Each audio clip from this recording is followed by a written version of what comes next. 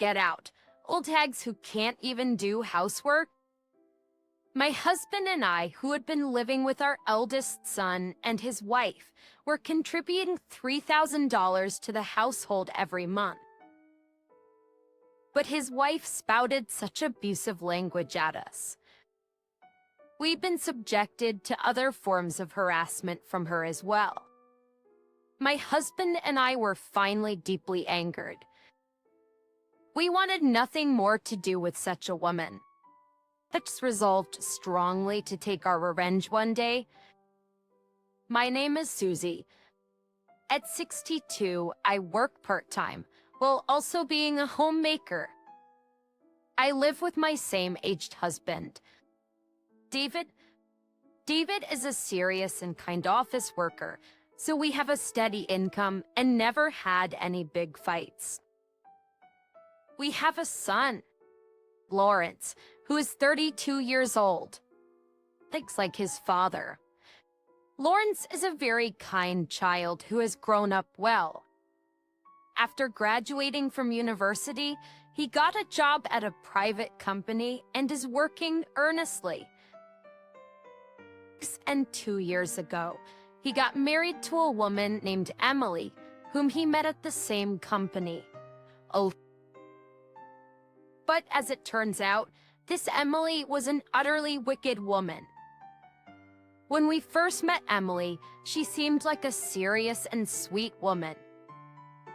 Lawrence also told us she's diligent at work, and she has a good reputation with her superiors. That Emily is 6 years younger than Lawrence, and while we were unsure if they could get along well, we thought they would be fine since Lawrence decided to marry her. After their marriage, Lawrence and Emily started living together in a certain apartment.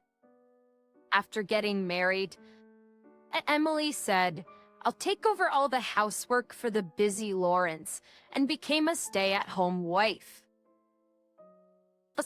Lawrence seemed to be very grateful for that. Thanks to Emily doing all the housework, I can focus on the job I love. I'm grateful. My husband and I had no doubt that our son had married a good woman. However, Emily gradually began to reveal her true colors. First, there was a family gathering for the new year, where we met Emily. But at first, I didn't recognize that it was Emily. That's because her appearance had drastically changed. The last time I saw her, Emily had black hair and didn't wear heavy makeup. She seemed like a very reserved woman. But now she had transformed into a flashy pink-haired woman. She was wearing noisy accessories around her wrists and looked very different from the person I had known. My husband, David, and the rest of our relatives were taken aback by Emily's drastic change. At that moment, Lawrence stepped in to mediate. I'm sorry if we surprised you. I was also shocked when I came home from work one day to find Emily like this. However, she handles all the household chores well, and we have no issues. Besides, Emily is a full-time homemaker. Can we give her a pass? After hearing that, I felt a sense of relief. Well, if Lawrence is okay with it, then it's fine by me. I was just surprised because Emily looks so different. It's not right to judge people by their appearance, and it's not my place to complain. After I said that, the rest of the family seemed to agree. Later, we all enjoyed drinking together until Emily caused a scene. She got incredibly drunk and started to verbally abuse everyone around her. Hey, are you defying me? Back in middle school, I once knocked down 3 classmates at once. It seemed that she had a bad habit when drunk. She even lashed out at me and David, shouting, "Stop clinging to life unnecessarily. You old nuisances. No one is happy that you're alive." Her words hurt me deeply. There's a line between what's acceptable and what's not, even when drunk. David looked angry, and Lawrence was quite surprised. "Hey, you're going too far, even for a drunken conversation." "Apologize," he chided. However, Emily even defied Lawrence. Always on me, dump all the household chores on me, and then you have the nerve to lecture me. I feel like a wimpy guy like you. And Emily continued her tirade, hurling abuse at everything in sight, causing trouble for everyone. Eventually, she passed out from the alcohol and finally quieted down, but the atmosphere was tense. Everyone was angry at Emily. Emily mentioned earlier about defeating classmates. Was she a former delinquent? Oh, Emily graduated from a public university?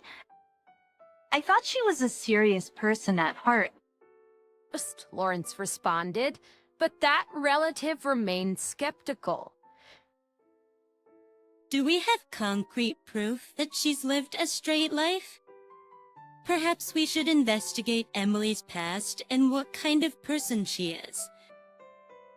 I agreed with this suggestion, perhaps taking this incident seriously. Lawrence promised to look into it. Since Emily had lost her parents and had few connections with her relatives, he hired a private investigator. The investigation revealed that Emily was quite rebellious during her middle school years and was the leader of a delinquent group. She was such a notorious bad girl that even the famous local hooligans followed her orders. From the time she was in 9th grade, due to the thoughts of her future, Emily started to behave more seriously on the surface. She graduated from a public university, but she never cut ties with her rowdy group of friends. Even now, when Lawrence is away at work, Emily invites these unruly friends over to their house. What's worse, they make such a commotion that it has become a nuisance to the neighbors. Emily was merely concealing her true nature. She was quite the troublemaker indeed. Frustrated by this, Lawrence broached the subject of divorce. However, Emily cried and pleaded, "I'm sorry. I'll become serious from now on. Please forgive me. I absolutely need you." Lawrence, "Please don't divorce me," and even changed back to her old attire. She even took out her smartphone and deleted her friends' contact numbers right in front of Lawrence. She apologized over the phone to the relatives who were bothered by her during the New Year's gathering. She also called me to apologize several times. If she's willing to go to such lengths, Lawrence thought about reconsidering.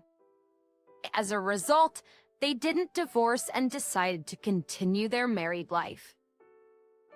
Lawrence is the one married to Emily, and I thought it's not good for parents to interfere too much, so my husband and I decided to respect Lawrence's decision. In fact, when I met Emily again at the family summer gathering, she had become a serious woman. I thought things would be okay like this, but one day, while I was at my part-time job, I lifted a heavy object.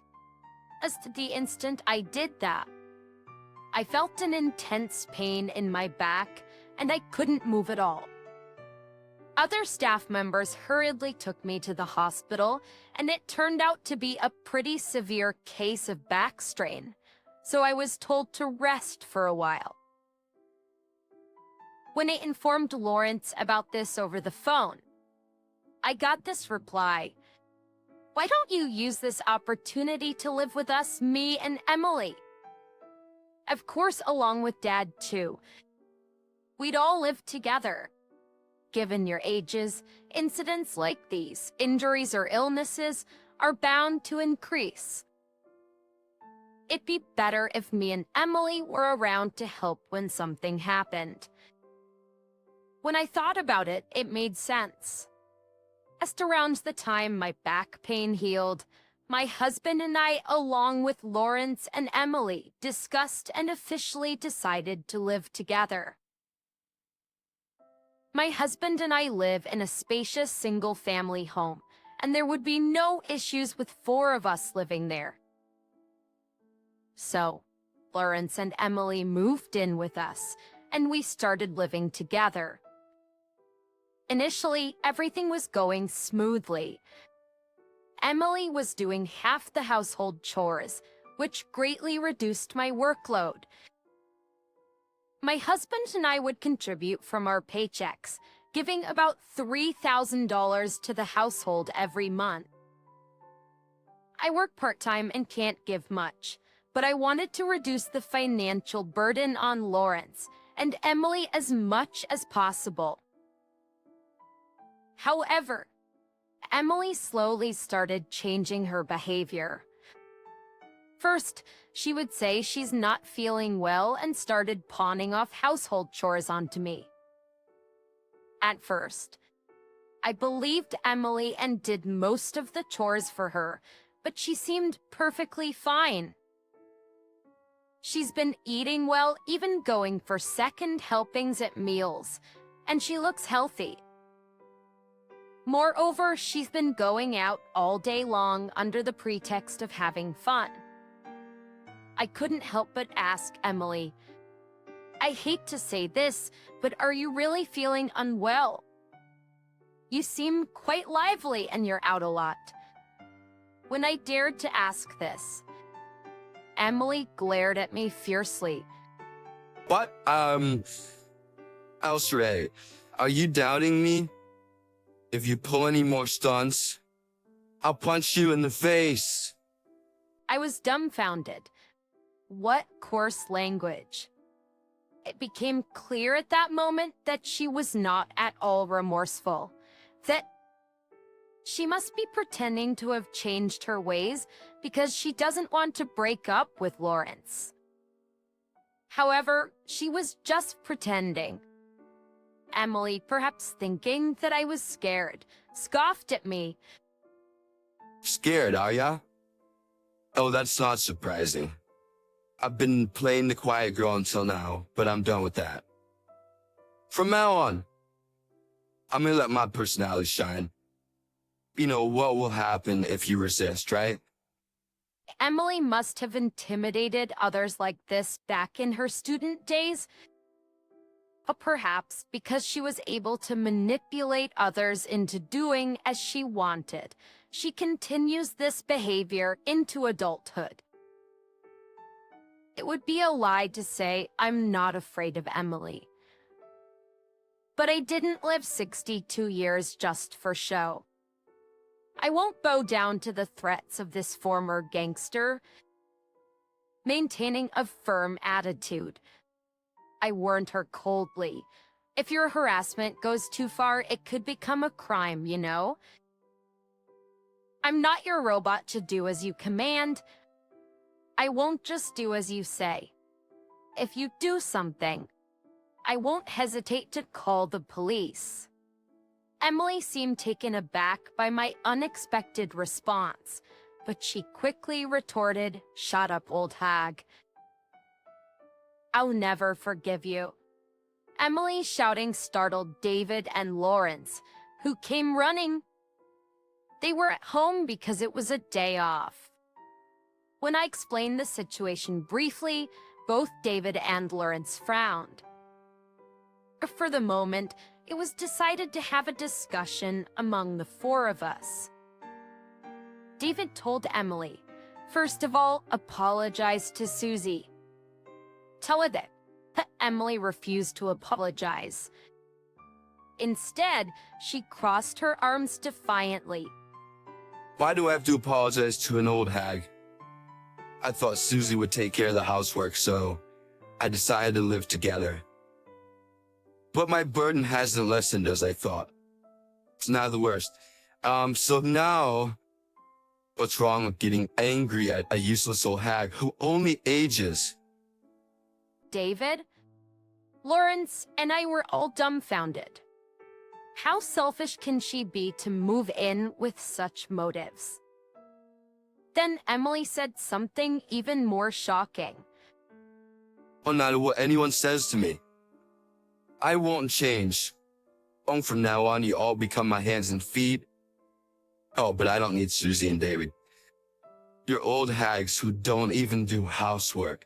So get out of the house. Hearing this, I was finally truly angry. I've had enough of this woman. I firmly resolved to take my revenge. My husband seemed to feel the same intense anger. It's uncharacteristic for my usually calm husband.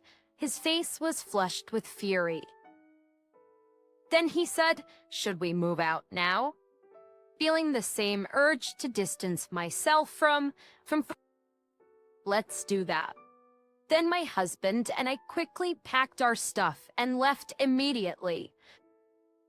Even though we said we were moving, we couldn't take large items like dressers, so we decided to come back for them another day. Brent said that he still had things to discuss with Emily, so they decided to stay at the house.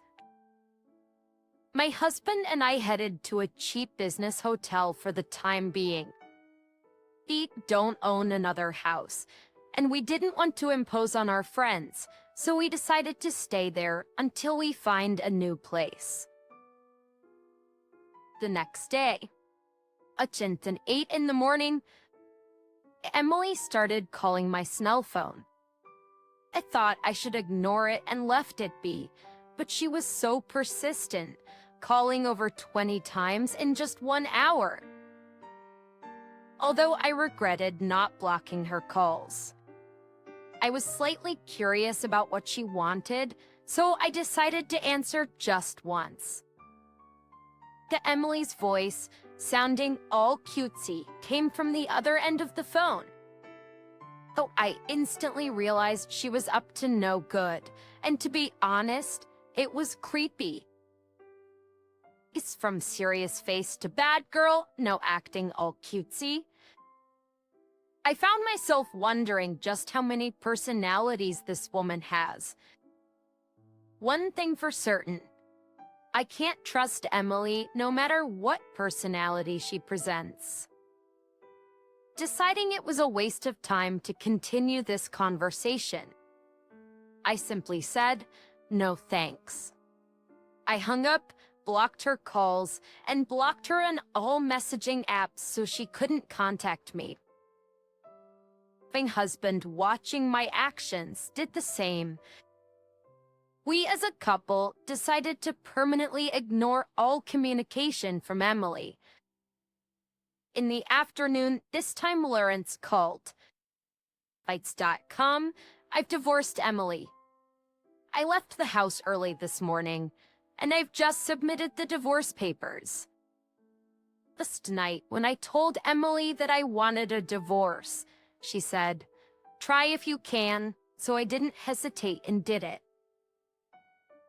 Upon hearing that, I thought my son had made a wise decision. Being with a woman like that would never bring happiness. Instead, I told him that Emily had called, and for some reason, she was acting all cutesy. Lawrence, after hearing this, told me with a look of disgust. You know, back in her rebellious phase, Emily would act all cute to make up whenever things got awkward with her boyfriend. She's really dumb if she thinks that kind of childish tactic would work now that we're all adults. I completely agreed with him. Emily may have a decent educational background, but she's immature and arrogant. We thought we made the right choice in cutting ties with her. But Lawrence's story didn't end there. Actually, Emily's been cheating too. But really, I was genuinely surprised. I couldn't believe that she had the audacity to cheat on top of her already horrendous behavior. I suspected that Emily's claims about being ill were false. She seemed perfectly healthy and was going out too frequently. I suspected that Emily's claims about being ill were false. She seemed perfectly healthy and was going out too frequently. I thought she was hiding something else, so I hired a private investigator. Turns out she's been cheating with a guy we don't know. I even have photos as proof. Looking at the photos Lawrence sent to my phone, I saw Emily kissing a young man in public. The man had green hair and seemed very flashy. I told Emily that I'd sue her for damages, and I fully intend to. I'm going to claim damages from her affair partner as well. Emily acted all cool when I told her, though. Then why did she call me? I wonder. Who knows? I think she probably wanted to know where I was after I moved out. Emily never thought I'd actually leave. She thought if she acted tough and intimidating, I'd stay by her side. But now that I'm really gone, I think she panicked and tried to win me over. I sighed. No matter the reason, I would never help a person like that. I wished she could experience loneliness all on her own. Eventually, my husband Lawrence and I found a new apartment. We decided to live there together. Thus, we considered forcing Emily out and living in our old house, but it would be too large for Lawrence to live alone after we pass away. Besides, there's a chance it could end up being vacant in the future. Vacant properties can cause various problems, so we thought it would be better to sell it off. Lawrence agreed, saying, I don't necessarily need to live in the house. For selling, it is fine with me. Emily will lose her place to live, but we didn't care about that. We still have a lot of our stuff in the old house, so we decided to go back there with some relatives who offered to help us move. Upon entering the house, there was Emily wearing a sickeningly smug grin on her face. I realized when I was alone, I really can't handle loneliness. So wouldn't you all live together again? Also, I want to save some money, and I really don't want to pay Lawrence for any alimony. Without an apology at this point, her audacious request made my anger boil over. When you make a request, you should do so with some humility. Stop this joking around. No matter how you ask. I won't listen to your pleas. Then my husband David chimed in coldly. We are going to sell this house, so leave as soon as possible. And pay Lawrence the alimony he deserves. I could never love you again. Stop trying to rekindle our relationship. At that, Emily dropped her flirty facade. Lawrence has a stable income, so I thought if we got married, I could relax and become a housewife. But now there's not a shred of ulterior motive. I truly love Lawrence. Of course, I also need you, Susie and David. No matter what she said, our anger, mine, David's and Lawrence's, wouldn't abate. Rather, it just kindled more rage. At that moment, a silent relative who had been observing the situation couldn't stand it any longer and interjected. Emily, you are such a despicable woman. If you have so much to say, why don't we settle this in fair fight? You seem pretty confident about your strength. I'll have you know I competed in a national karate competition. The relative swiftly stepped closer to Emily, staring her down. They radiated an imposing aura. As relative, a person in their 30s, was renowned for their physical strength. The part about competing in a karate competition was true. We called them in case Emily decided to cause trouble. Even Emily, sensing the threatening vibe, whimpered, "No." I have to move out, never bother Susie and the rest again. You better leave quickly. And before you do, apologize properly. Relative whined in a low voice. Emily, suddenly becoming more understanding, quickly responded, "Yes. I understand, I understand. Go says now we better what? All my large ones, ponies. I'll leave them all here. I'm really sorry." She groveled, hastily packing up her belongings and leaving. Seeing this, the relative smirked. Emily can only act tough with those she thinks are weaker than her. When faced with someone she perceives as stronger, she becomes a submissive, spineless person. David, Lawrence, and I, recalling Emily's retreating figure, burst into laughter. First, with the pest gone, our moving preparations proceeded smoothly, and we managed to relocate to our new home without a hitch. After that, Emily rented an apartment and started living alone. As warned, Lawrence filed a claim for alimony. Perhaps due to the involvement of a lawyer, both Emily and her lover readily paid up.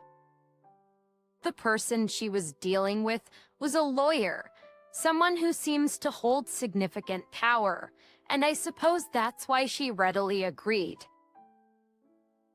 It's as my relative said, it seems she can't take a stand against someone stronger than herself. Since then, I have had nothing to do with Emily, but I do know what she's been up to. It was reported on the news that she was arrested.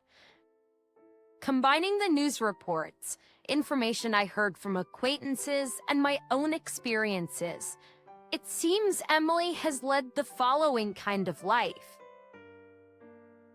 Firstly, Emily used up most of her savings paying alimony. She planned to remarry the man she cheated with and live off of his income, but he cut off all contact. Left with no other choice, she took a job at a private company, but quickly quit after cursing at her boss. After that, she shamelessly approached me, my husband and Lawrence at our workplaces asking for money. That the three of us completely ignored her and didn't engage with her at all, so it seemed she eventually gave up. She accrued debt and finally ran out of money, and she turned to her old gang for help, but no one seemed willing to lend a hand to the fallen Emily. In a fit of rage, Emily assaulted one of her gang members quite severely and was arrested, ending up in prison. My husband, Lawrence, and they all felt that she got what she deserved. She's been causing trouble since her student days, only caring about maintaining her facade, never showing any remorse. For a woman like that, it seems fitting that her place is in prison. I hope she takes this time to reflect on her actions. On the other hand, my husband, Lawrence and I are living peaceful, everyday lives. The three of us are living happily together, and we're even planning to take a trip on our next long weekend. Moreover, cleaning is much easier in our apartment compared to a detached house, and it's conveniently located near the station. I think we made the right decision moving here. We want to continue enjoying our peaceful life as a family of three. My name is Maggie. I'd been solely focused on my work without any romantic entanglements until the age of 28. Or rather, I realized that I'd become 28 years old without even noticing due to the overwhelming busyness. Some of my junior colleagues started getting married as early as 24 or 25, and deep down, I felt a sense of urgency. I wonder if I'm going to spend the rest of my life at this company.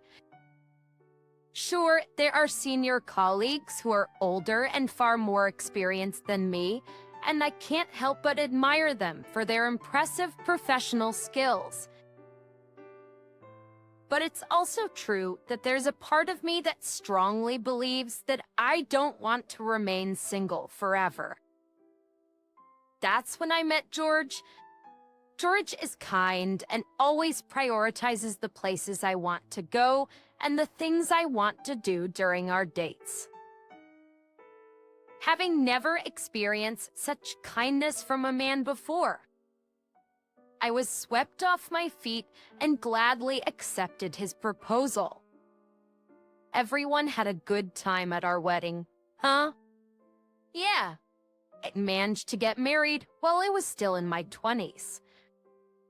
What? You were worrying about that? George smiled with his usual calm expression. Come on.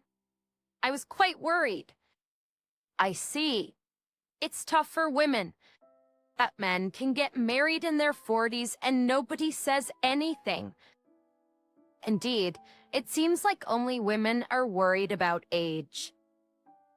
Speaking of women, my father-in-law has a calm personality like George, but my mother-in-law is unexpectedly assertive and strong-willed. We don't have plans to live with them, and we'd probably only go visit them for Thanksgiving and Christmas, but I could tell she wasn't particularly fond of me. I plan to continue working and maintain a dual-income household, even after getting married, but it appears she has reservations about that. My income is slightly higher than George's. He candidly mentioned it to his mother, who then started pushing her old-fashioned values onto me, saying things like, a woman should focus on the household and support her husband. And do you mean of pride? It's not good for you to work so aggressively. But in this uncertain time when layoffs and cost-cutting measures can happen, I feel the need to save up at least until we have children.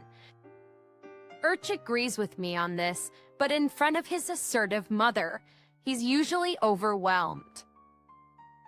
I should probably avoid unnecessary interactions with my meal. I thought to myself, so which travel agency are we going with? George's voice caught me off guard. A wedding is a major event in life, but there's another important event that remains: our honeymoon. It's our honeymoon. I can't decide. When it comes to a trip to Europe, different agencies offer various plans. I want to go to this place, but I'm also interested in this agency's French wine tasting tour. I pointed to various spots on a brochure marked with post-its. I've always had a longing for Europe. Stained glass windows in churches, stylish cafes, and historic towns. An opportunity like this is probably a once-in-a-lifetime experience. So many choices. You can decide whichever one you want. George, as usual, muttered in a relaxed tone. Okay, I need to make a serious decision. We've been saving up for our future and our children, but we're planning to splurge a bit on this trip. Our honeymoon is probably the only time we can take off from work for so long. Can I sleep on it and decide tomorrow? It's not often we can go on an overseas trip. George, wearing a smile, made his way to the kitchen to enjoy a cup of coffee. Opportunities to go abroad or on vacations are rare, but above all, a honeymoon is an event that happens only once in a lifetime. I want to create unforgettable memories with George, just the two of us. That's why I didn't want to make a decision I might regret later. Even during work, I found myself constantly daydreaming about our trip whenever I had a spare moment. I did refrain from opening travel magazines, except during my breaks, of course. Still haven't decided. Yeah. I was so engrossed that I didn't notice my colleague's presence until she spoke up. Hey, you better hurry up and eat before lunch break ends. Oh, right. It's already this late. Though most European tours usually have predetermined routes. We're now visiting famous tourist spots in Italy and Rome. That's completely wrong. And Rome is in Italy. My colleague laughed and gave me a teasing look. Must be tough being a happy girl in love. Requesting time off is a whole process, and so I need to choose a travel agency soon. You're quite, the contemplative lady, aren't you? I didn't pay much attention to my colleagues' teasing at the time. I was too caught up in planning this milestone in my life. You should do a job responsibly, too. Will you get in jail? I mean, I'm giving you time off after all. My boss said, as if seeing right through me. I'm sorry. I wonder if he noticed that I've been distracted lately. I need to pull myself together. I opened a file on my computer and started working. I need to focus on my job. I've decided to go with this travel agency's tour. Sure. It's great to hear you found a tour that you like.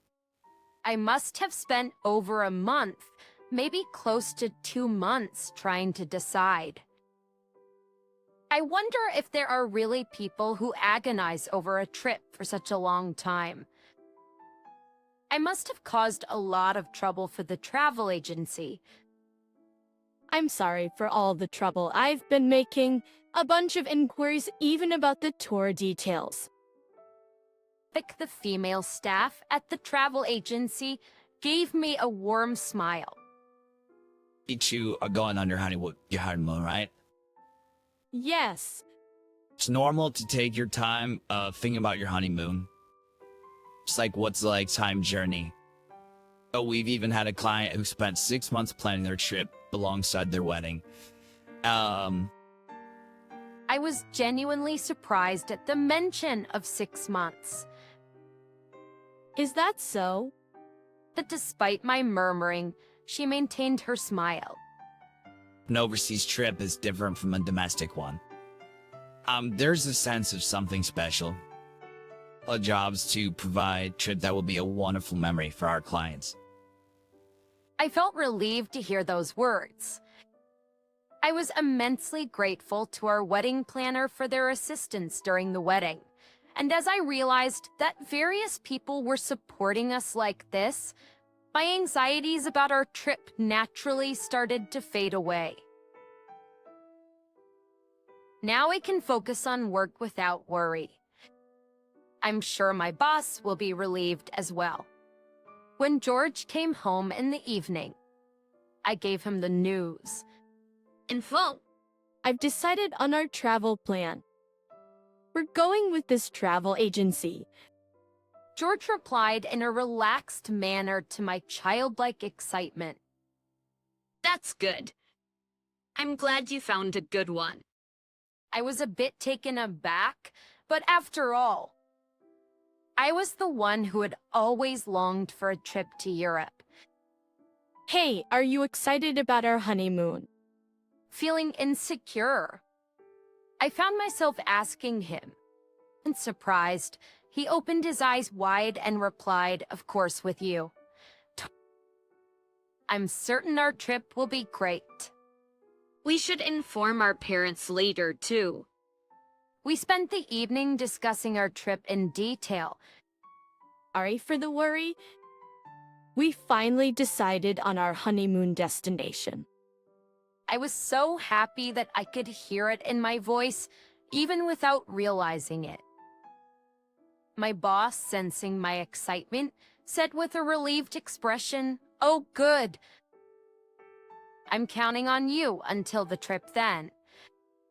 He also handed me some extra paperwork. I didn't even mind the extra work. I was that excited. This with both of us working, the timing for us to take the 12 days off needed for a trip to Europe was limited. Because of that, we managed to set the schedule quickly. Guess what, Mom? I couldn't contain my happiness and immediately called my mother when I got home to tell her about the trip. That sounds wonderful. I'm looking forward to the authentic European souvenirs. Something authentic, huh? Maybe I'll look for some stylish accessories or something. My mother seemed ready to happily send me off on my trip. All I had to do was pack. I've always loved packing for trips. I should also check the weather of the places we're going. Why does preparation for something fun proceed so smoothly? Unlike me, who is impatient, George, with his relaxed personality, seems to take his time with his travel preparations. The week before our trip, both of us had finished packing. Hey, can we buy a new suitcase? I was taken aback by George's sudden question. Suitcase? What's wrong with the one we have? Wait, are we going to repack everything? In response to my rapid-fire questions, George murmured, "Well, not quite." I was thinking of preparing an additional new suitcase. It's true that the suitcase we have is of medium size, and there's not much space left once we pack 2 people's changes of clothes and other necessary items, including a folding umbrella for the trip. We should have enough space to fit souvenirs for our parents and work colleagues, but if I come across a lovely antique or something, I might end up wanting to buy it. That might be a good idea. We could use one more. When we have to carry them, you and I can each hold one. Yes, thank you. I was genuinely happy that George showed interest, as he rarely voiced his opinions during our wedding planning or previous trips. And then it was the day before our honeymoon. I felt my heart race with excitement as I realized that tomorrow was finally the day of departure. What if I can't sleep tonight? But it would be a shame to feel sleepy during the trip. While I was preoccupied with such thoughts, I heard the doorknob turn. I'm home. Hey, I'm worried I won't be able to sleep tonight because I'm so excited. George, with a solemn look on his face, started to speak.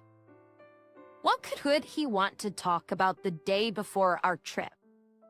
There should be no issues with our passports or documents. He began speaking about my parents. Then a shocking phrase slipped out of his mouth.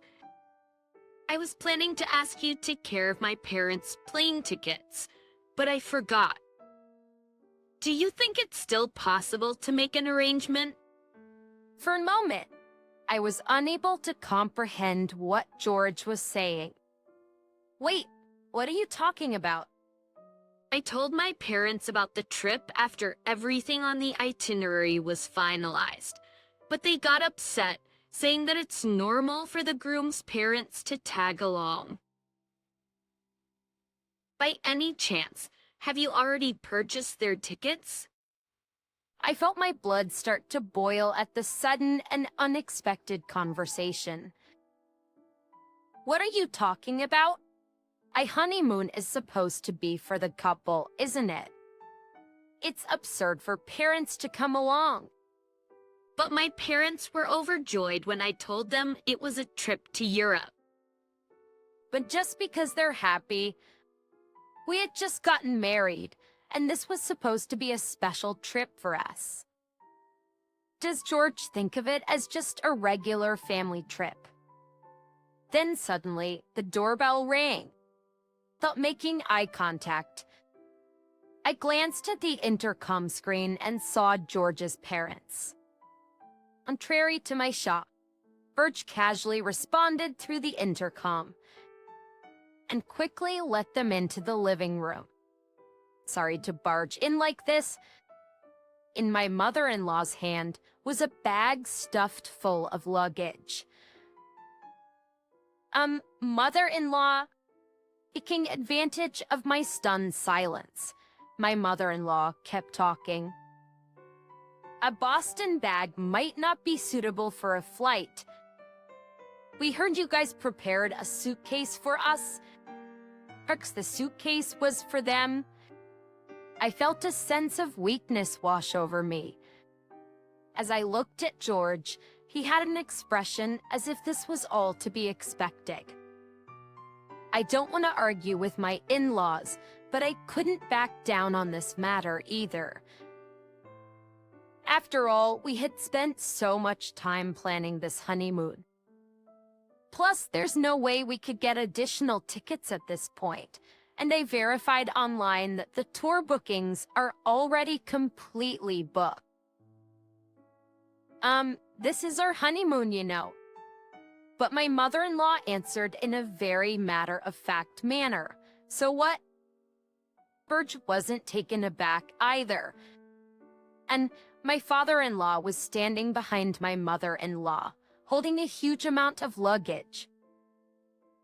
A honeymoon is usually just for the couple. In response to this, my mother-in-law replied, "Didn't you come to marry into this family? It's only natural that a wife serve her husband's family, isn't it? I understand if it's a family trip. I would gladly go on the trip with the two of you, but a honeymoon is different. Honeymoons and family trips are the same thing." Honeymoons and family trips are the same thing. Then how was it when you went on your honeymoon? I was gradually getting irritated. But my mother-in-law, with a triumphant look on her face, responded, "At that time, my mother-in-law had a bad leg. It's a daughter-in-law's duty not to push her too hard, isn't it?" So you didn't take your mother-in-law on your honeymoon, did you? My mother-in-law was clearly displeased. I knew this would happen the moment I decided to stand my ground. What a difficult girl. We packed with excitement for our trip to Europe, you know. This excitement for our trip to Europe. That just hearing those words made all the struggles and joys I had experienced rush through me, and I couldn't help but feel tears welling up. "Hey Maggie, isn't it okay if they come?" I heard George's voice coming from beside me. The more the merrier. And if tomorrow doesn't work out, we can cancel and look for a place for the four of us.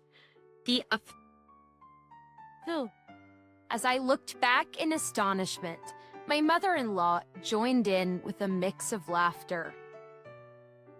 That's right. I have an idea. How about changing it to a trip to Paris? I want to brag about it to my friend. Her words even made me feel dizzy.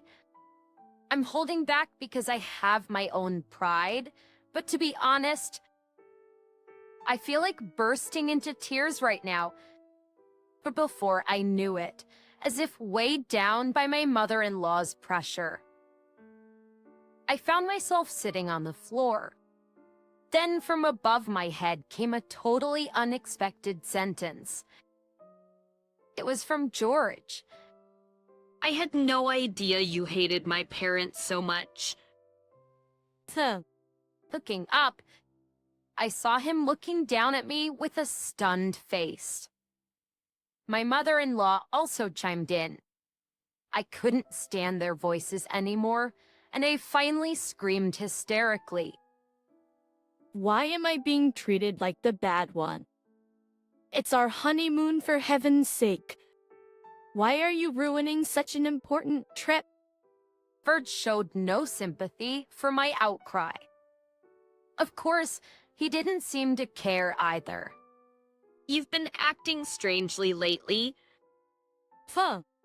Every time you open your mouth, it's all about our honeymoon. You're not being rational. George said this coldly. Mom, Dad, sorry. Could you go home today? You can leave your stuff here. While saying this, he took his parents to the front door. At the front door, my mother-in-law was making a fuss, but I couldn't hear what she was saying. And when he came back after a while, he spoke, "Let's cancel our trip for now." Take a moment to think rationally. I no longer had the energy to respond to those words. At the same time, I noticed that my feelings for my husband were quickly cooling down. He cared more about his parents than about me. I couldn't imagine continuing as a family with him, facing the challenges. Knowing that my mother-in-law will always intervene, and yet my husband won't stand up for me. I don't see any happiness in sight. I finally managed to call the travel agency just before closing time. I couldn't possibly enjoy going abroad in this state. That's the staff who helped me when I made up my mind answered the phone, asking several times if I really wanted to cancel. I clearly communicated my intent to cancel. She seemed to sense various things from the sound of my downcast voice. She briefly explained the necessary points, such as the cancellation fees. I no longer had any feelings of disappointment. It was purely a procedural matter. Then several days passed. During the next few days, there was no conversation between George and me. Our last conversation ended with George saying, "We'll resume the conversation when you've had a chance to reconsider." But I don't think I did anything wrong. Neither of us apologized or tried to continue the conversation. It was just before dinner when my husband suddenly put a divorce document on the table. "I'm taking my whole family on this trip. If you don't like it, we're getting a divorce." George said it with a frustrated attitude. Strangely enough, I accepted this as George's answer without much hesitation. I responded right away. "Understood.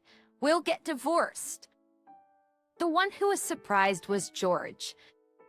Are you serious divorcing over just a trip?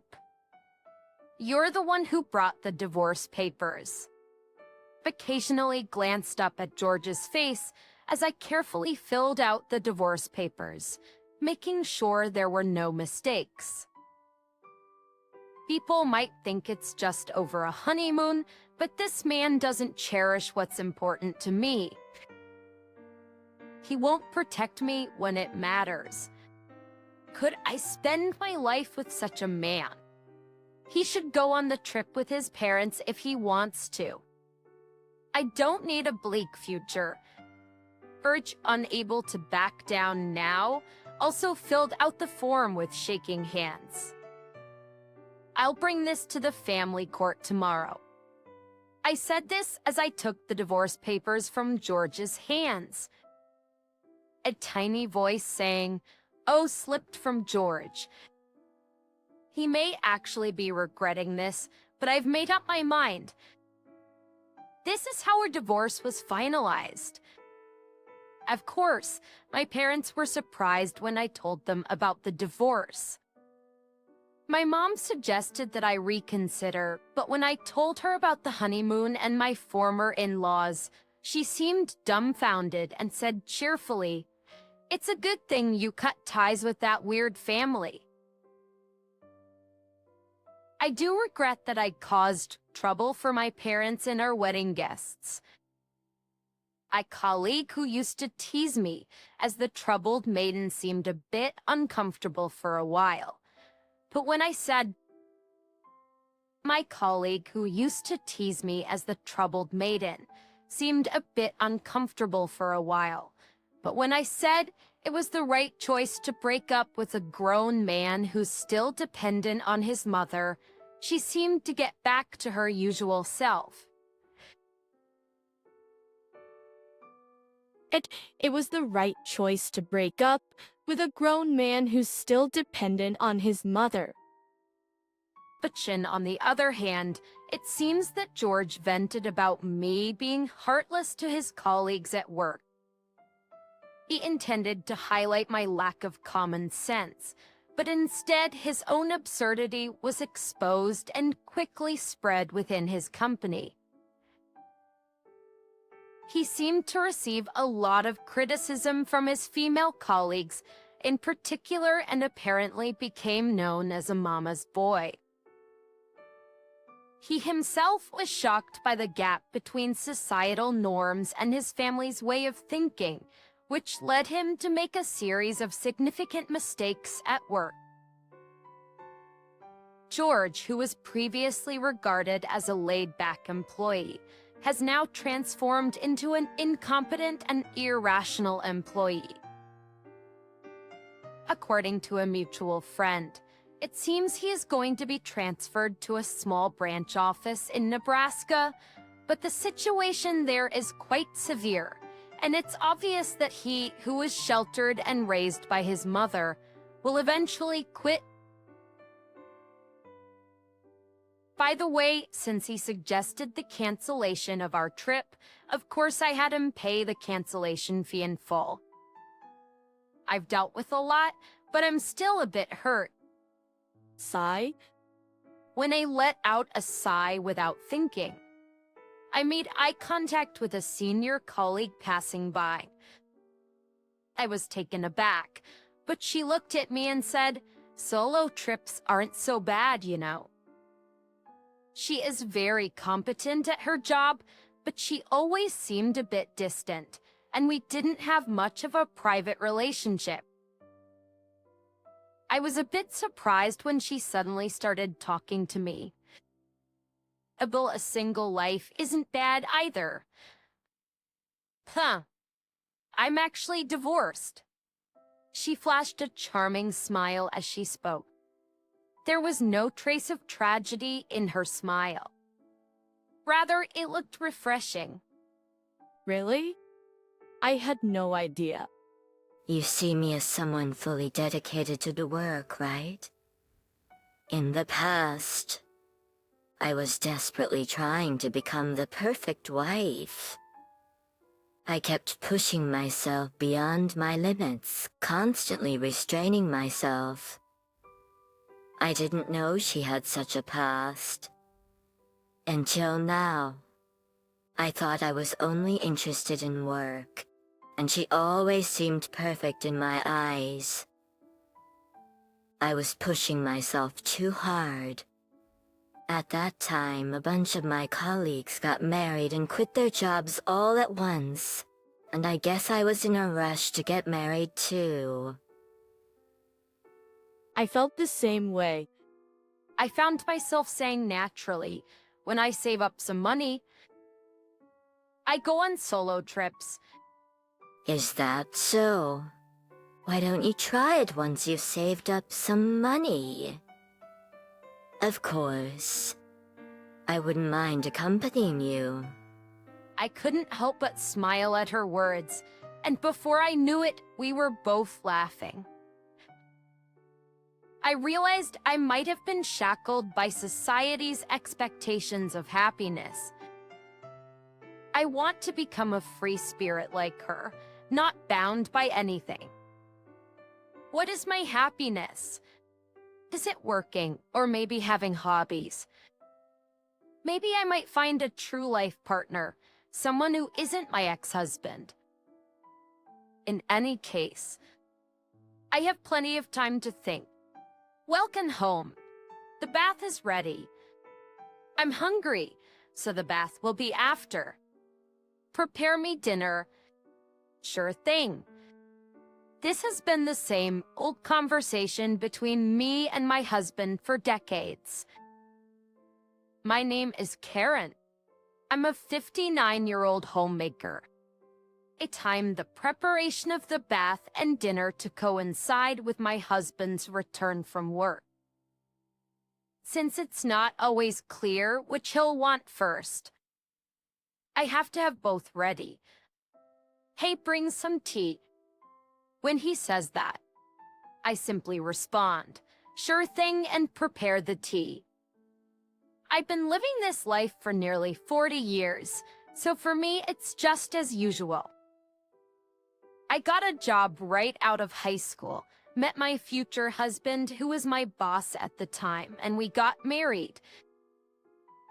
For being the youngest of 4 siblings with 3 older brothers, and with my parents getting on in years. I wanted to get married early to give them some peace of mind. Plus, I was working in an office, but frankly, it wasn't a good fit. As someone with no higher education, I was worried if I could get another job, so getting married and retiring seemed like the best option for me.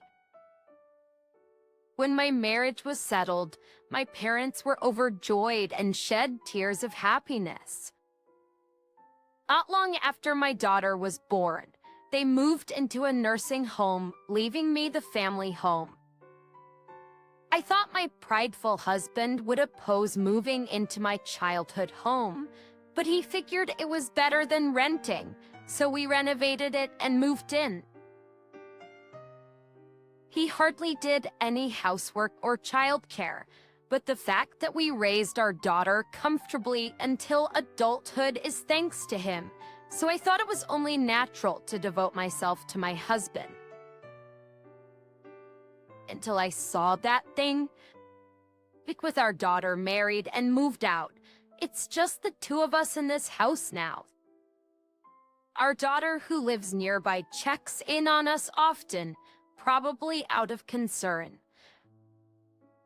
She says she plans to continue working until she has kids. In our time, it was common for women to quit their jobs when they got married, but it seems times have changed. When I told her how impressive it is that she's doing all the housework for her husband and still working as she always has, she looked puzzled. What are you talking about? We split the housework. Her husband, having lived alone before, can clean, do laundry, and cook. I knew he was capable when it came to work, but didn't expect him to be skilled at housework too. It's quite different from Dad. She laughed as she said that. It seems that her husband, as well as her father-in-law, are good at doing housework. Indeed, a far cry from our household. It was a shock to me, who had always thought it was natural for my husband to not do housework. By the way, Mom, I have a favor to ask. Turns out, she knows someone who runs a housekeeping service and is looking for more staff to expand the business. Mom, why don't you give it a shot? When she asked that, I was taken aback. I hardly have any work experience. I've never worked a day since I got married, considering my age. I didn't think about working now, but when I heard that many people like me were working, I became a bit interested. All right. I'll go and listen to the details next time. My daughter said that before she left. At night, when my husband came home, I told him about my daughter's visit and the home help service job. He looked at me incredulously and said, "You can't possibly go to work." After a pause, he added, "Karen, I have a business trip the day after tomorrow, so prepare my stuff." At another business trip? You've been having quite a few recently. It can't be helped. It's part of the job. In the past few years, my husband's business trips have become more frequent. He used to never go on them, but now it seems like he's gone at least once a month. And of course, I'm the one who prepares for his trips. Actually, at Prierseans, I was also preparing for this trip, but due to the bad weather lately, the laundry didn't dry properly.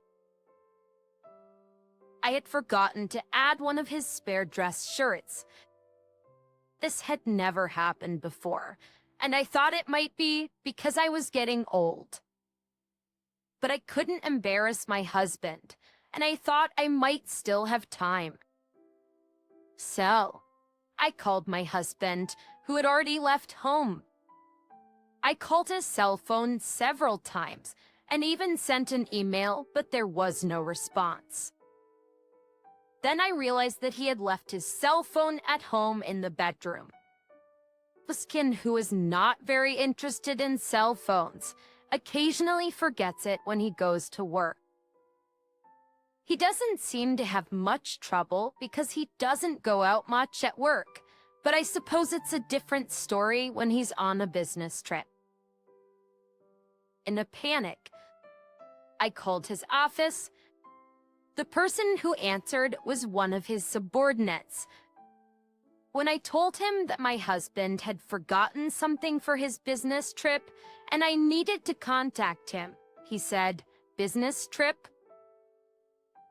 Please wait a moment." Which made me wonder, even though he's a direct subordinate, he doesn't know about his boss's business trip. As I was thinking this, I was told, "I'm sorry. He seems to have gone straight to his business trip destination without stopping by the office." I asked about my husband's business trip destination and his companions, but they said they couldn't disclose that information. I was told something about the company's confidentiality obligation, and I agreed to have them tell my husband about the forgotten item instead. After a while, I heard a car stopping outside, and the doorbell rang. It seemed that my husband had come back home because he had received a call from the office. I apologized to my husband and handed him his dress, shirt, and cell phone.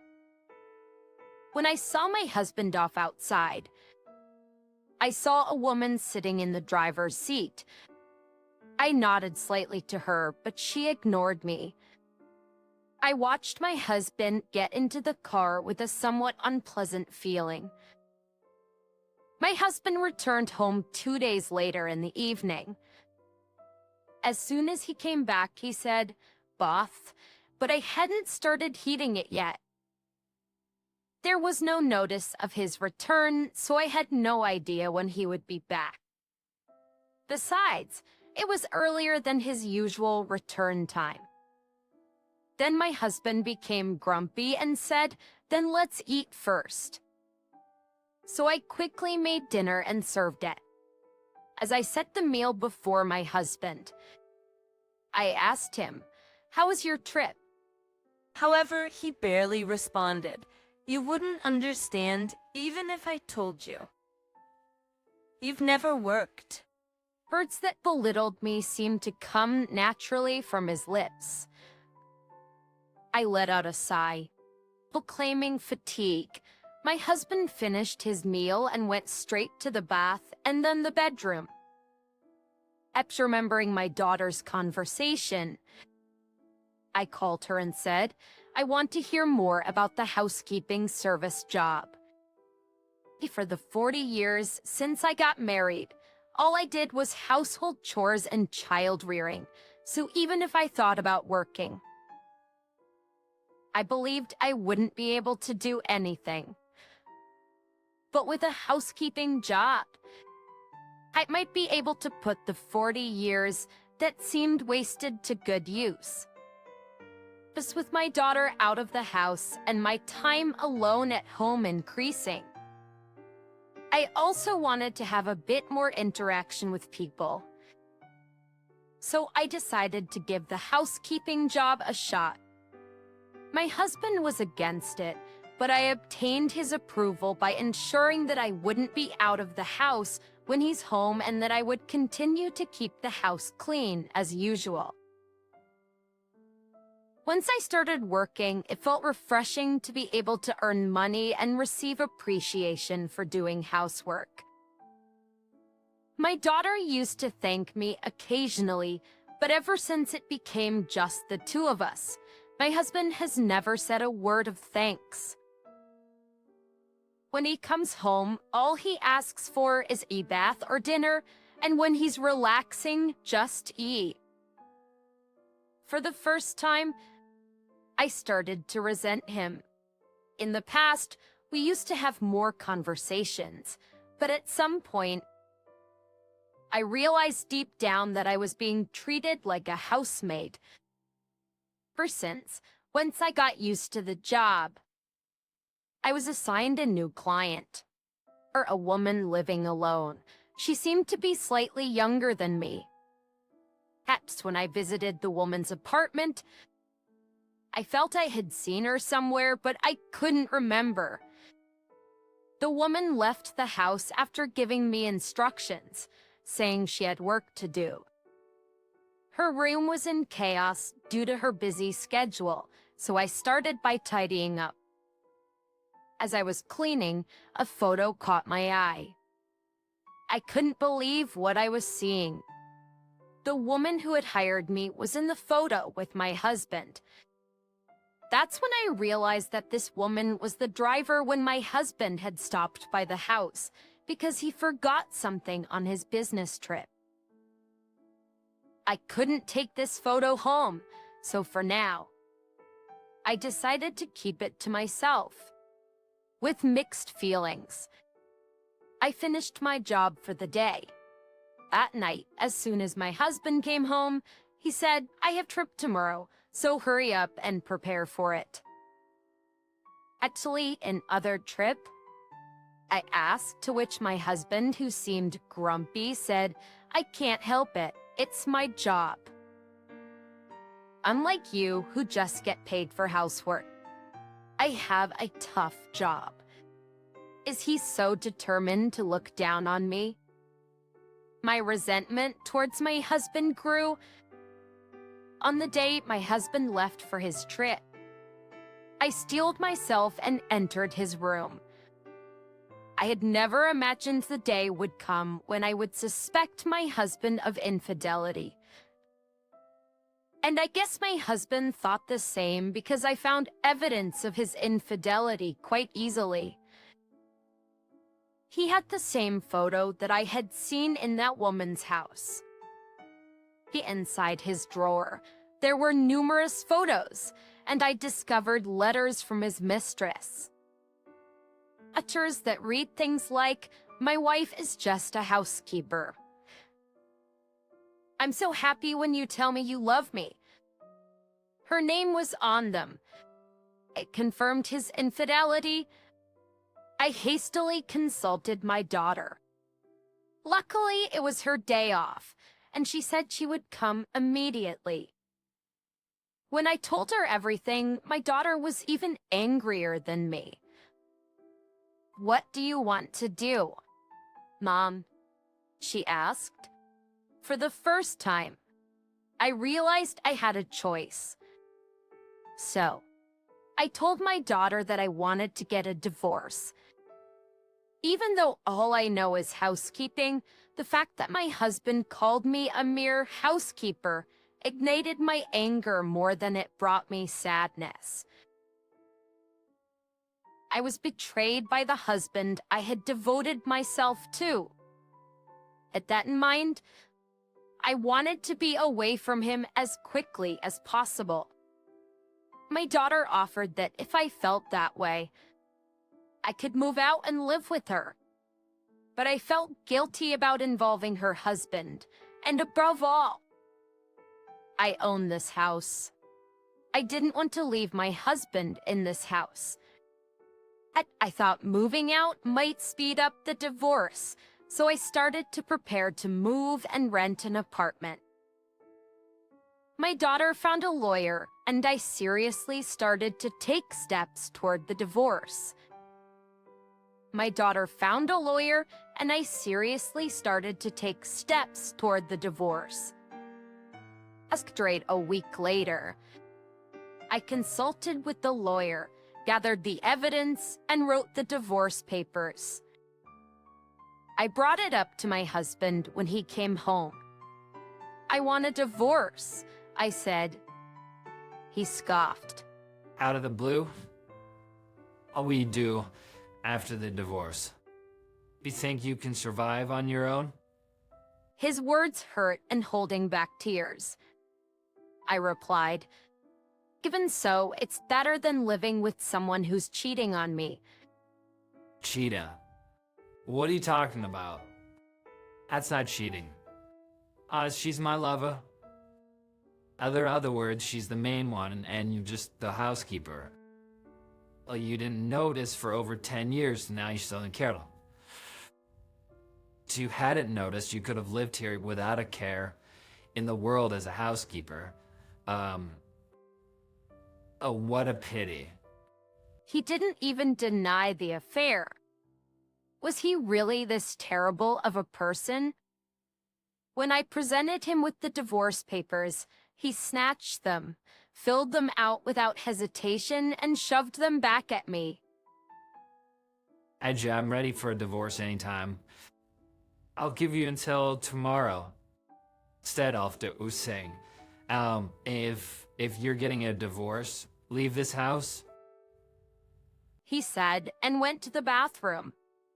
The next morning, for the first time in decades, I broke my routine. I didn't prepare breakfast or lunch for my husband, nor did I wake him up. I left the house early in the morning. He usually wakes up at 7. I left before that and went to a local diner. It's how refreshing it was, taking breakfast in a sparsely populated diner. The scene before me was so extraordinary, it felt somewhat beautiful. After a while, my cell phone started ringing several times. It was from my husband. Not the type to text, he usually prefers to call. Chances are, if I answer, he'll just end up berating me. Ignoring him, I turned off my phone. After relaxing at the diner, I went to the local office. As soon as the office opened, I filed the divorce papers. While my husband was at work, I decided to go home and pack up my stuff. But surprisingly, my husband was still at home. Edward, how have you been? Oh, yeah, it's your fault I'm late. I can't go to work now, so I've said I've got to go to the hospital and take the day off, Tim, and take the day off. Well, it's not surprising a man who's never woken up by himself can't do it now. But taking the day off work just like that, what an idea. I didn't feel like arguing with him, so I just ignored him and started packing. So you've decided to leave. Botch is off from now on, I'll invite her over. I'll invite her over, Auntie P.S. Sure. She must be his mistress. Is he planning to kick me out and live here with her? The moment I heard that, I reached my breaking point. So you've been making a fool of me all this time. I've already consulted a lawyer. Be prepared because I will definitely claim compensation for the affair. Be prepared because I will definitely claim compensation for the affair. At this, my husband just laughed.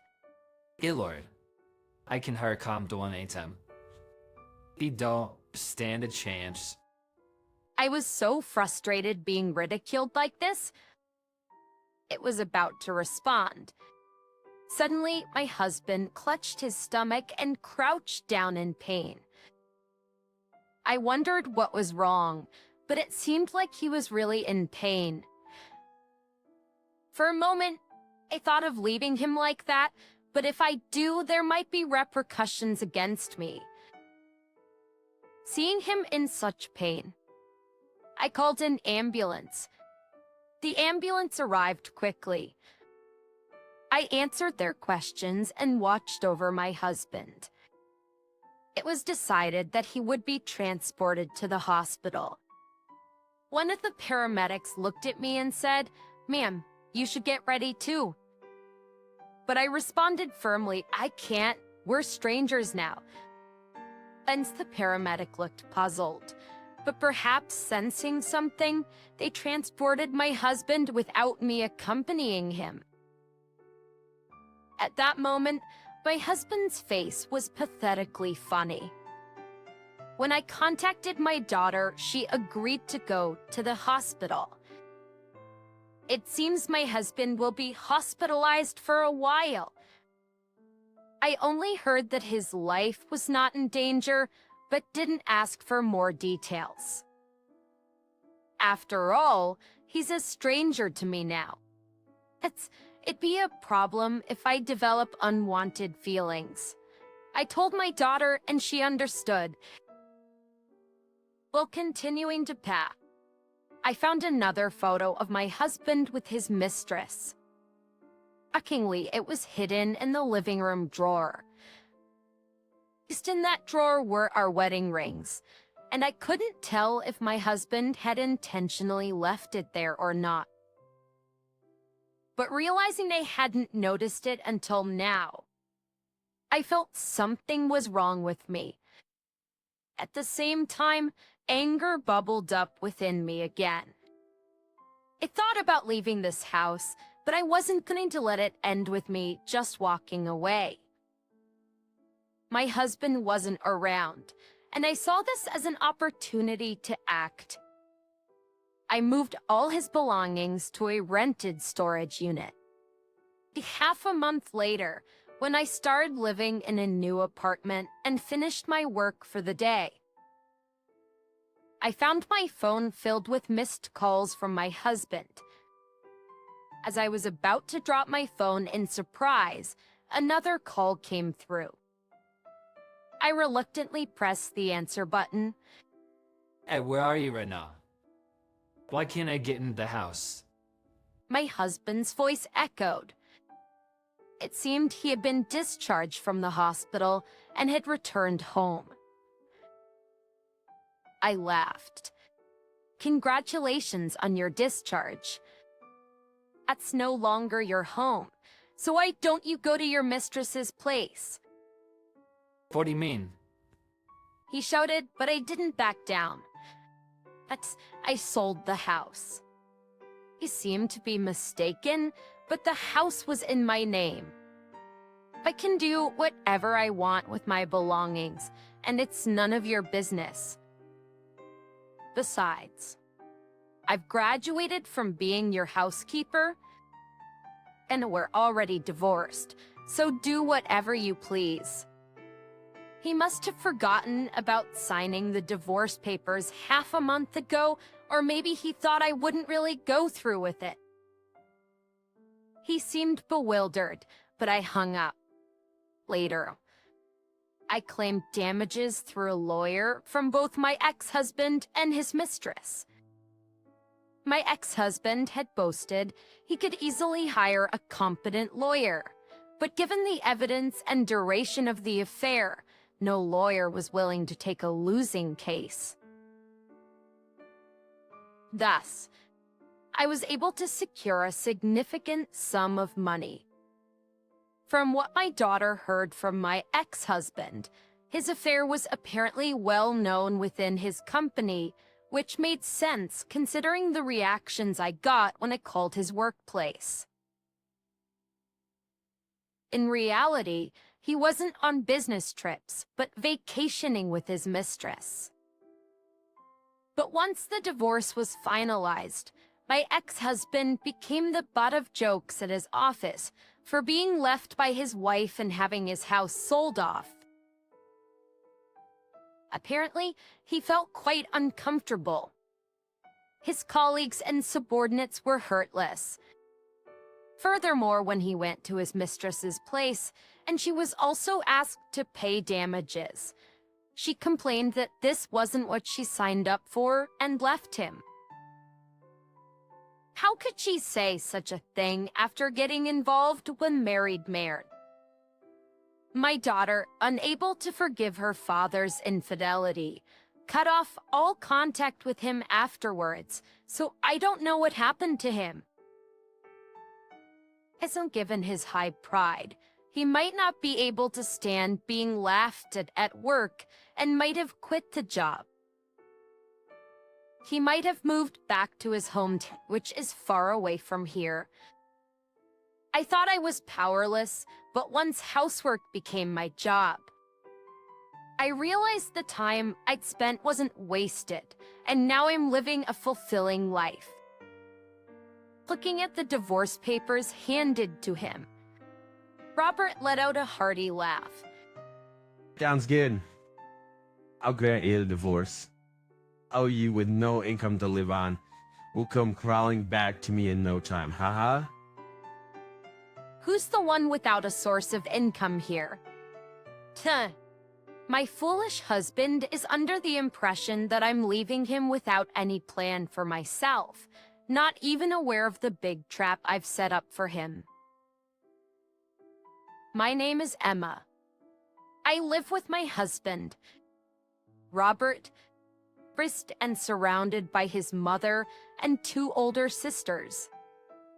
Robert has had that youngest sibling trait, good at having people spoil him. On the other hand, me being the oldest sibling through and through. I am the kind of person who handles everything on my own. At work, I'm seen as someone to look up to, and Robert, who is the same age as me, has increasingly come to rely on me in his work. Emma, my PC froze. Oh dear. He saved the data properly. I forgot. Bully and Dean Troop. I'll help you redo it, so give me your hard copies.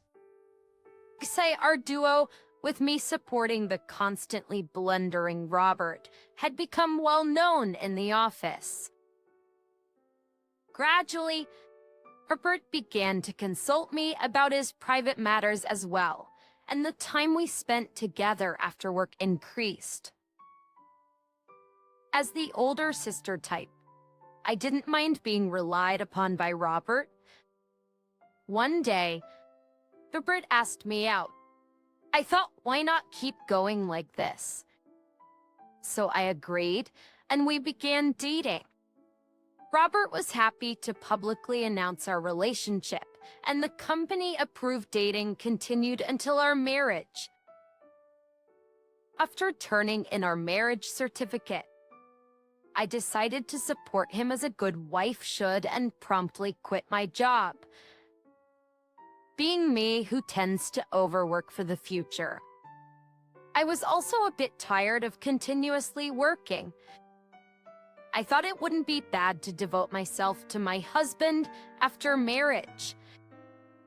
Several years have passed since then, and Robert has steadily climbed the corporate ladder. One day, I was invited to go out for drinks by a colleague with whom I was close at the company. As I was happily catching up with them, my colleague, looking relieved, said this: "It's good to see you haven't changed." Mom. Huh. Why? Well, according to what Robert has been saying, you know, Robert's colleagues who work at the same place looked at each other. Hey, what has Robert been saying about me? We heard that Emma is not good at handling housework at all, and Robert is supporting you in everything. No, that's a lie. He often says at work, Emma can't live without me. Yes, indeed. We were surprised. Chins, are Emma really? What seemed like Emma helping him at work was just Robert making it look that way. In fact, Robert is better at work, or so Robert says. He said that Emma quit her job because of her feelings of inferiority. I was truly shocked by their words. Robert, who had been pampered by his mother and sisters until he got married, is a man who can't even boil water, let alone handle housework. Cleaning, laundry, daily cooking. He can't help with any of the detailed chores. I am the one who handles everything in the house. Yet he has been spreading completely opposite stories to everyone. And that's not it. He's also been spreading false rumors about why I became a full-time housewife. Because he's better at work, and that made me feel inferior, so I quit. That's ridiculous. Why would he spread such nonsense? I was so spaced out. I left the drinking party early. As soon as I got home, I confronted him. Ebony A2, Robert. The bad must be me at work. Stop doing that, so... To which Robert responded nonchalantly. It just happened to spread that way from some conversation. Wouldn't you also be proud if people thought your husband was competent? You haven't said anything unnecessary, have you? Haven't said anything. In fact, I was too surprised that, we Wrathful did a rebuke properly. I'll correct them from now on. So, I will correct them from now on. One stress about, something so trivial. Be so immature. Haha! Stop worrying. Robert doesn't seem to get it. But if I tell him clearly to stop it, he probably won't spread such nonsense again. However, I was to learn later that my thinking was naive. According to my colleague, the situation seemed to have gotten worse. Right since then. Robert has been even more aggressive in portraying me as a lousy housewife, probably to prevent me from exposing his lies. He had spread even worse rumors about me.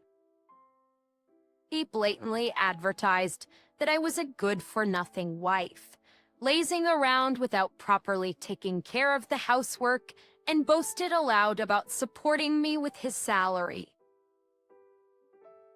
Can you tell me more about this? I called up my colleagues to ask for details. Well, after that, Robert started bad-mouthing you to our boss, too. Even to the boss. Robert said you were so embarrassed, you begged him, please, keep our private life out of the office. You didn't say that, did you?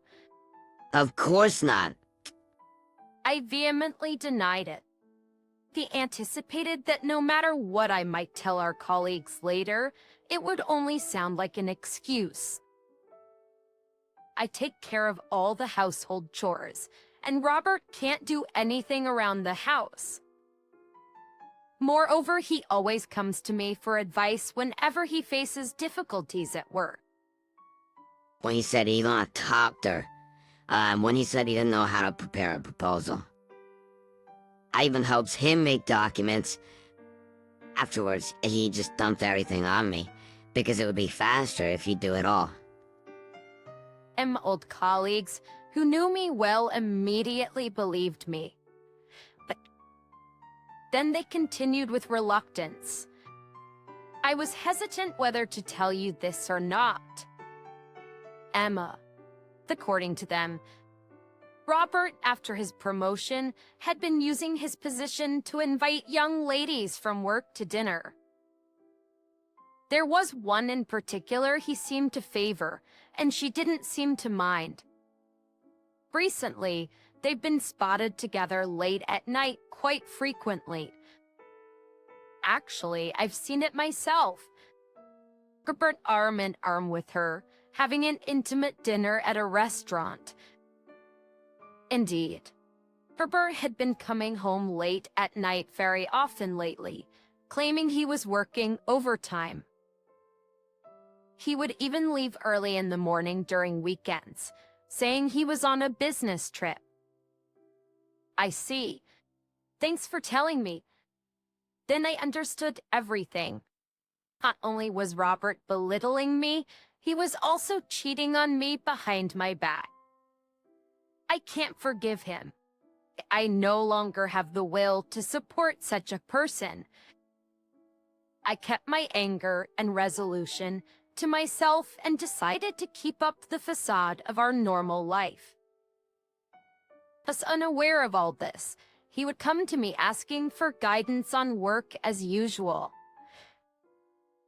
Hey Emma, the progress on our next project isn't looking good. If this doesn't go well, it's bad for the company. Where do you think we need to adjust our schedule? Oh, and by the way, this is a proposal that needs to be done urgently. Okay, can you have it ready by tomorrow? Go, I'm busy with something else. Despite his situation, I calmly advised him and created the proposal. During this time, Robert repeatedly worked overtime, saying, I have to work late, and often not returning home until morning. Exceptions, it was when the preparation for the project was fully completed that I presented him with divorce papers. I can't go on with you anymore. Please, let's break up. Upon hearing this, Robert burst into laughter. Doris, what can you, without an income, do on your own? I'll find a job. Who would hire you now after you've been a stay-at-home wife for years? Is a part-time job that would earn you some pocket money is the only sort of job you'll land at best.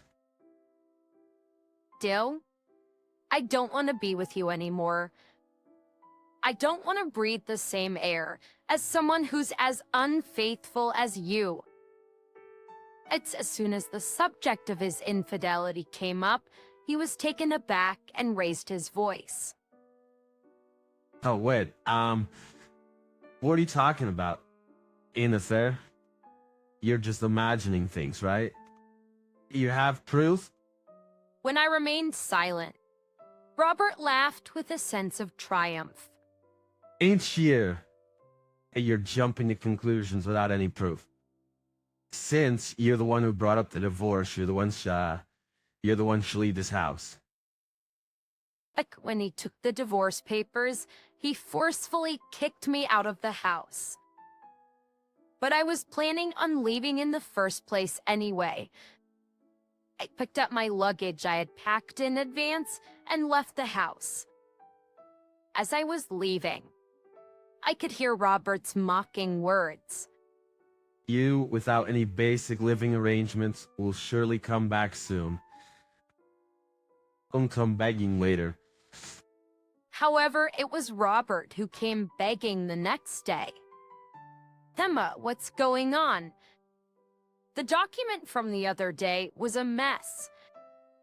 The schedule I reworked according to your suggestions was full of vacancies. At second, even after discovering his infidelity, I continued to make documents for him. However, the difference was in their content. I instructed him to build a schedule based on what I knew would not work. And I also deliberately made bogus suggestions for his proposals as well. As it was clearly a mess of poor scheduling and proposal, but Robert submitted them as is without checking. Obviously, the project was a huge failure. Robert's reputation in the company fell dramatically. Having lost trust within the company, Robert was demoted. Feeling dissatisfied with the demotion, he protested to his superiors. He was trying to appeal that the mistake wasn't his decision, but his wife's. Actually, this just made Robert's position worse. Petitions. It was a major issue that he didn't make decisions about company matters himself, but left them to his wife. It appears that the higher-ups took him discussing company business with an outsider, even if it was his wife, more seriously than the mistake itself. I noticed your work became accurate and quick after you got married. So, have you been getting advice from your wife all this time, like this incident? No, this was the only time my wife helped me. There was no point in defending himself at this point. There was no way he could make anyone believe him. His incompetence, his inability to do anything by himself, was now clear to his boss. He contacted me numerous times after that, but I ignored all of them because it was bothersome. Then one day, a lawyer claiming to have been hired by him paid me a visit. Robert says you're always welcome to come back. Fiction, even now. Robert still believes I'll return. Moreover, you're welcome to come back. You're welcome to come back. Please tell Robert that I have no intention of going back. Kenzie was actually worried that you wouldn't be able to get by. If that's the case, he need not worry. I'm ready to start a new life on my own. I believe it's Robert who's suffering without any source of income now. Saying that, I sent the lawyer away. A few days later, my former boss contacted me when he found out that all of Robert's work was actually my achievement. Emma, would you consider coming back to us? Come back? But I've been out of work for a while. You haven't been out of work at all. You've been doing your husband's job all this time. I do like my job, but working in the same place as my ex-husband is a bit. Indeed. Then the boss negotiated with the higher-ups to arrange for me, and Robert not to be in the same department. A few days later, the boss called me again. Emma, you don't need to worry about anything anymore. It turned out that it was Robert who was transferred, not me. He had now been deemed as a problem since the incident, and there had been talks of transferring him from the start. He was deemed unfit for such a crucial department in the company. The week after I sent the lawyer away, I received a call from Robert. Emma, help me. I've been transferred. It seems the authorities had given him the notice, but he hasn't heard anything about me. Where to? But to my question, he exclaimed, some godforsaken place I've never heard of. Run department where I won't be handling any crucial tasks of the company. I can't even dream of promotion. Oh, it's like being exiled. Well, isn't that perfect for you? You can't make decisions on your own, and you leave everything to others. Plus, you can't even check the tasks you delegate. There's no way they'd put someone like you in a crucial position. We've been working together as a couple up until now. Keep supporting me from now on. You're the one who made me lose the will to support you. If you hadn't betrayed me, I intended to keep supporting you from behind the scenes. I didn't betray you. I wasn't serious about her. I told complete me, Daxel, I don't care if you were serious or not. What I can't forgive is that you deceived me. Trust once lost can't be regained. Please, don't leave me. I can't live without you. At this point, Robert's words did not move me at all. That might be true. I can't see you, who can't do your job or manage the house, surviving alone. You've always relied on others and never done anything for yourself, and now it's coming back to haunt you. What happened to the reliable Emma who always used to help me? The supportive wife vanished the moment you cheated. Just lying to your colleagues, pretending to be competent at work, fooling around with female colleagues behind the scenes. You deserve to be dumb. You reap what you sow. I hope you suffer. I hung up the phone in the heat of the moment and blocked Robert's number. There's no joy in being relied on by Robert now. After that, I was able to divorce him. I made sure to claim a suitable alimony from him and his mistress. As only a few close friends know where I went after leaving the house. As long as I block his calls, there's no need to worry about Robert harassing me. And now, I hold the position he once did. Thanks to his constant work consultation, I was almost fully aware of the department's movements even after I quit. And so, I started working hard, just like before I was married. Robert's mother and sister showed up just as I was starting to forget about him. They glared at me. You must be Emma, right? They glared at me. You tricked my son and stole his position. I never liked you from the start, but I didn't know you were this wicked. Robert's habit of lying hasn't changed, has it? My mutterings triggered my mother-in-law to yell back, her face turning bright red. What did you say? Are you calling our Robert a liar? I've seen it clearly now. It's because you all believe everything Robert says without a doubt that he's become like this. What do you mean like this? Ask anyone at work and you'll see. Robert can't do anything by himself, but he's a pro at being pampered and relying on others. What's more, he thinks others are obligated to help him. Standing before my in-laws who were trying to exert pressure on me, I continued to speak calmly. And that's not all. He slanders those who have helped him behind their backs and built up the lie that he's a great person. It's not that I took Robert's position from him, but rather the veneer wore off, which led to his reassignment. Even so, isn't it heartless for you, his wife, to abandon your husband? You should say those words to Robert. He had me do his work while he was out having an affair. Have you heard about this from him? What is that about? Just as I thought. He's only told you what's convenient for him.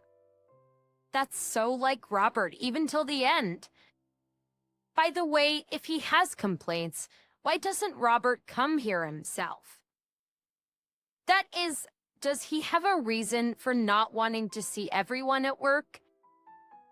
Maybe because he lied and deceived his peers, had an affair with a colleague, all of which were exposed, and he got transferred. I guess he wouldn't dare show his face after all this, would he? Affair? Transfer? What's all that about? I would recommend you guys to not take everything he says at face value.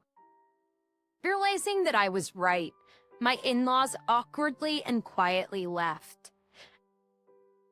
There's probably nothing else that Robert, who'd used his final trump cards of his mother and sister, can do.